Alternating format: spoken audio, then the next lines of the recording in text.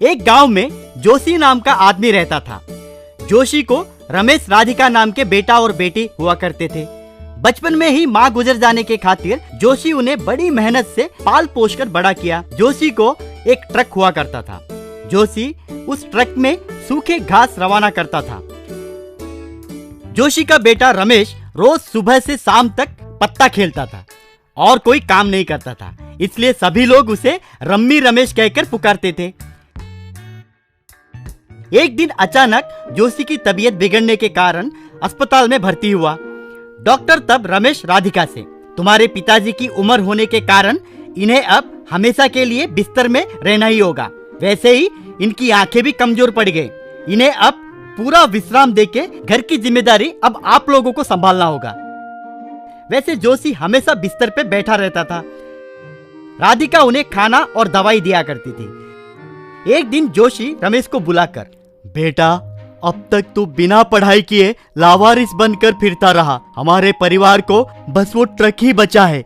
वो तेरे हवाले करना मुझे बिल्कुल पसंद नहीं है, पर मजबूरी के कारण तेरे हवाले कर रहा हूँ। अब से तो तू जिम्मेदारी ठीक से उठा। जल्दी ही तेरी बहन की शादी करवानी है, याद रख। आप कुछ फिक्र मत कीजिए पापा, मैं हमारे परिवार को तभी सील निकाले ताश के पत्ते के जैसा देखूंगा ना। बहन को बादशाह के जैसा लड़का लेकर आके शादी करवाऊंगा। देखते जाइए, आप आराम से विश्राम कीजिए। रमेश वो ट्रक लेकर जुए के अड्डे पे गया। वहाँ पे राइफल बॉय नाम का दादा पत्ता खेलता था। राइफल बॉय रमेश को देखकर, 3 दिन से दिख नहीं रहा है, आजा आजा आके बैठ। हैंड कम होने के वजह से पत्ते ठीक से नहीं गिर रहे। नहीं भाई, मेरे पास पैसे नहीं है। घर के सारे पैसे पिताजी के दवाई के लिए खर्चे हो गए। पैसे मैं दूंगा ना रे, तू बस अपने ट्रक को गिरवी पे रख। जितना चाहिए उतना ले ले। तेरा मन जितना दिन करे उतना दिन खेल। रमेश खुशी खुशी जुए में बैठ गया। राइफल बॉय के पास पैसा लेता गया और उन पैसों को हारता गया। वैसे 1 हफ्ते गुजर गए। राइफल बॉय ने रमेश को आखिर में 1 लाख रुपए देकर, इस ट्रक के ऊपर मेरे दिए पैसे कट होकर तुझे ये 1 लाख रुपए बचे। अब से ये ट्रक मेरा है, कहकर वो ट्रक लेकर चला गया। बाप रे, अब पापा ट्रक कहाँ है पूछेंगे तो क्या बोलूंगा, सोचने लगा। तुरंत उस 1 लाख रुपए से मिनी ट्रक खरीद के उसे घर पे लेके गया। बिस्तर में पड़ा जोशी रमेश से, क्यों रे 1 हफ्ते से कहाँ चला गया? अब्बा, ट्रिप्स के ऊपर ट्रिप्स लगा रहा हूँ पापा, सोने के लिए भी टाइम नहीं है। तो जोशी उस मिनी ट्रक को देखकर, ये हमारा ट्रक है? क्या है रे ये, इतना छोटा पड़ गया? छोटा क्यों दिखेगा पापा, आपकी आंखें कमजोर हो गई इसलिए आपको ठीक से दिखाई नहीं दे रहा है। हाँ वैसा ही होगा। ठीक है, सूखे घास को पड़ोस के गांव में रहा सेठ जी के भैंस के शेड पे रवाना करने के लिए खबर भेजे, तुरंत जा, वो हमारा रेगुलर कस्टमर है। तो रमेश तुरंत वहां गया। सेठ जी उस मिनी ट्रक को देखकर आश्चर्य हो गए। क्या है भाई ये, इतने छोटे ट्रक में इतना ज्यादा सूखे घास लेकर कैसे जाएगा? ये सुपर पावर ट्रक के साथ आप लोड तो डालिए, कुछ नहीं होगा। उस ट्रक में सूखे घास को लोड किए। सेठ को शक आकर उस ट्रक के पीछे जांचने लगा। उतने में रमेश ट्रक को स्टार्ट करके आगे गया। बात खत्म। उस ट्रक के आगे का हिस्सा ऊपर उठ गया। वो पूरा लोड सेठ के ऊपर गिरा। बाप रे, मुझे बचाओ रे, कहकर चिल्लाया। सभी काम वाले मिलकर सेठ को उस सूखे घास के नीचे से जैसे तैसे बाहर निकाले। बाद में सभी मिलकर रमेश को खूब पीटे। बाद में रमेश उस मिनी ट्रक को लेकर जुए के अड्डे पे आया। राइफल बॉय से, भाई ये ट्रक लेकर 50,000 देगा तो इस बार डील के ऊपर डील मार के अब की बार फिर से मैं मेरा बड़ा ट्रक खरीदूंगा। राइफल बॉय ठीक है बोला। रमेश जुए में वो 50,000 भी गवाया। बाद में रमेश ने घर पे मेले में खरीदे खिलौने का ट्रक लेकर आया। उसे देखकर जोशी, हमारा ट्रक आज तो चींटी के जैसे दिख रहा है रे। पापा दिन ब दिन आपकी आंखें कमजोर पड़ रही है, नहीं तो उतना बड़ा ट्रक आपको चींटी के जैसे क्यों दिखेगा।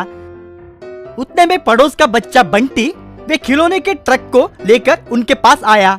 दादाजी, क्या मैं इस खिलौने के ट्रक के साथ खेल सकता हूँ? रमेश घबराकर, अरे निकल यहाँ से। जोशी को बात समझ में आ गई। वहाँ पे रहा लकड़ी को लेके रमेश को खूब पीटा। तू ऐसा कुछ करेगा, मुझे ये पहले से ही पता था, इसलिए मैंने कमाए 10 एकड़ जमीन, ये घर पूरा राधिका के नाम पे कर दिया। अब से तू रम्मी खेल कर जिएगा या फिर 3 पत्ती खेलकर तीनों पहर खाना खाएगा, तेरी मर्जी। रमेश को अपने किए पे शर्म आकर सर झुकाया। एक गांव में हरिदास नाम का एक बूढ़ा किसान हुआ करता था। उसके हुए 2 एकड़ में बहुत मेहनत से वो खेती करता था। उसकी पत्नी लक्ष्मी भी उसे खेती के लिए मदद करती थी। एक दिन लक्ष्मी हरिदास से, क्यों जी, हम 2 बूढ़े मिलके इस 2 एकड़ की जमीन में खेती कर रहे हैं और हमारे पोते को हम शहर में कोई इंजीनियरिंग पढ़ा रहे हैं, क्या वो लायक बनेगा? अरे पगली, वो इलेक्ट्रॉनिक इंजीनियरिंग है, हम कितना भेज रहे हैं, शहर में कितना खर्चा होता है मालूम है तुझे? वो बहुत संभाल के पढ़ रहा है। वैसे हमारे बहू और बेटा जिंदा होते तो उसकी नौबत ऐसी होती क्या? तू उसके बारे में कुछ फिक्र मत कर, वो जिंदगी में बहुत आगे बढ़ेगा। एक दिन हरिदास लक्ष्मी दोनों मिलके अपने खेत के पास आए तो रातों रात किसी ने वहां पे पोल्ट्री फार्म खोल दिया। वो देखकर वो लोग चौंक गए। उतने में राहुल देव नाम का एक आदमी उनके पास आके, कौन है आप लोग? मुर्गी अगर चाहिए तो 4 दिन के बाद आइए, अभी अभी फार्म शुरू हो रहा है। हमें कौन है बोल रहा है? हमारे जमीन में पोल्ट्री फार्म खोल के हमें ही मुर्गी खरीदने के लिए बोलेगा? सोने जैसा जमीन है हमारा, कल ही बी बोए थे, पूरा नुकसान कर दिया। रुक, अब भी जाके तेरे खिलाफ मैं पुलिस कंप्लेंट करूंगा। कंप्लेंट देने के लिए पुलिस स्टेशन तक जाने की कोई जरूरत नहीं है, एसआई साहब यहीं पर है, बुलाता हूँ, रुकिए। कहकर एसआई साहब थोड़ा इधर आइए। एसआई वहां पे आया। एसआई साहब, देखा ये अन्याय, मेरे जमीन में रातों रात शर्ट डाल के इसने कब्जा कर दिया है, तुरंत इन्हें बाहर निकाल के अरेस्ट करवा दीजिए। एसआई को क्या बोलना है समझ ना आके वो हड़बड़ा रहा था। क्या साहब सोच रहे हैं आप? मैंने तो आपको कागजात दिखाए थे ना, उन्हें बताइए ये जमीन किसका है। देखिए, डॉक्यूमेंट्स के मुताबिक ज्यादातर जमीन इन्हीं के नाम पे है। उसी जगह पे वो अपना पोल्ट्री फार्म खोले। ये सामने का जो 30 गज दिख रहा है वो आपका है। लॉ के मुताबिक ये जमीन इनका है। मैं कुछ नहीं कर सकता भाई, मुझे माफ कीजिए। ये बहुत अन्याय है। हम पिछले 30 साल से यहाँ पर खेती कर रहे हैं, हमारे पास इसके कागजात भी है, चाहो तो लेकर आऊंगी। 30 साल पहले के पुराने फटे कागजात अब काम नहीं आएंगे। मेरे पास लेटेस्ट डॉक्यूमेंट्स है। मैं अगर कोर्ट में लेकर जाऊंगा तो 20 साल के बाद फैसला मेरे तरफ ही आएगा। तब तक आप दोनों मर भी चुके होंगे। बेकार में झगड़ा मत कीजिए, नहीं तो अरेस्ट करवा दूंगा। वो सामने के 30 गज में आपको जो करना है कीजिए, मुझे कोई फर्क नहीं पड़ेगा। हरिदास लक्ष्मी लाचार होके वापस चले गए। कुछ दिनों के बाद उनका पोता सुशांत शहर से गांव आया। क्या दादाजी, हुआ क्या है? मुझे पड़ोस के चौधरी साहब ने फोन करके बताए, आप लोग क्यों नहीं बताए मुझे? ये सारी बातें अगर तुझे बताऊंगा कहीं तेरा पढ़ाई खराब क्यों ना हो, ये सोच के बताई नहीं बेटा। कहकर घटी सारी बातें वो सुशांत को बताया। अच्छा ठीक है, तो फिर उसके फार्म के सामने जो 30 गज है वो बस है हमारे लिए। आप कुछ फिक्र मत कीजिए, मैं सब संभाल लूंगा। उन्हें कुछ समझ में नहीं आया। सुशांत बहुत दिनों तक मेहनत करके एक बड़ा एयर कूलर बनाया। घर जितना बड़ा एयर कूलर को देख के हरिदास और लक्ष्मी दोनों आश्चर्य हो गए।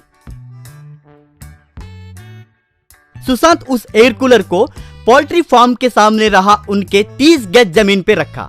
राहुल देव क्या हो रहा है आतुरता से देखा। सुशांत तब उस एयर कूलर को ऑन किया। बात खत्म। वो पंखुड़ियों का सेट एकदम से हवा में उड़ गए। वहां पर रहे मुर्गी सभी हवा में उड़ने लगे। वो चारों तरफ उड़ने लगे। हे रुको, कहाँ जा रहे हो, कहाँ जा रहे हो, कहाँ भाग रहे हो, कहाँ भाग रहे हो, कहते हुए उन मुर्गियों के पीछे भागा। वो मुर्गियां सभी उड़ते हुए भाग गए। राहुल देव सुशांत के पास आकर, ए, क्या किया रे तूने, कहकर चिल्लाया। तू दोबारा पोल्ट्री फार्म डालेगा तो यही दोहराऊंगा। ए, मैं तेरे ऊपर पुलिस कंप्लेंट दूंगा। उतने में एसआई आके, राहुल देव साहब, लॉ के मुताबिक वो अपने जमीन में कुछ भी कर सकते हैं। हवा के लिए एयर कूलर लगाए, वो उनकी मर्जी है, मैं कुछ नहीं कर सकता। आपकी जमीन में आप कितने बार भी पोल्ट्री फार्म डाल सकते हैं, वो आपकी मर्जी है। तब राहुल देव को मामला समझ में आया। तुरंत वो उस जगह को छोड़ के शहर चला गया। एसआई सुशांत की बुद्धि को देखकर प्रशंसा किया। लक्ष्मी और हरिदास खुश हुए।